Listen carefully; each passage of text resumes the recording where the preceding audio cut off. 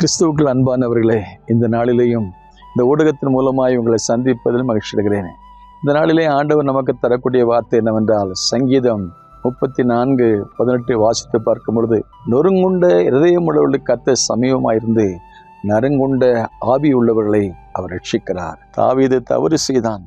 தவறு செய்த போது நாத்தான் தீர்க்கதரிசி, ராஜாவே, நீங்கள் செய்த தப்பு, நீங்கள் செய்த பாவம், உரியா பத்சேபாள் காரியத்தில் நீங்கள் தவறிட்டீங்க ராஜாவே, நீங்கள் தான் அந்த மனுஷன் அப்படின்னு சொல்லி அவருடைய பாவத்தை சுட்டி காண்பித்த போது அன்றைக்கு தாவீது மன்றாடினான், தேவசபைக்கு முறையிட்டான், அழுதான், புலம்பினான். தான் செய்த தவறுக்காக மனம் வருந்தி திருந்தி ஆண்டோடு சமூகத்தில் இருதயத்தை உடைத்து ஊற்றின பொழுது அந்த ஜெபத்தை கர்த்தர் கேட்டார். ஆகவேதான் உடைஞ்சு போன ஆவி உள்ள மக்களை கர்த்தர் சந்திக்கிறார், அவளை ரட்சிக்கிறார்னு சொல்லப்படுகிறது. ஆகவே நிகழ்ச்சி கவனிக்கிறார் மேலே தேவனுடைய பிள்ளைகளை, நீங்கள் யாராக இருந்தாலும் உடைந்த உள்ளத்தோடு வருவோம், கண்ணீரோடு வருவோம், நொறுங்கி இதயத்தோடு.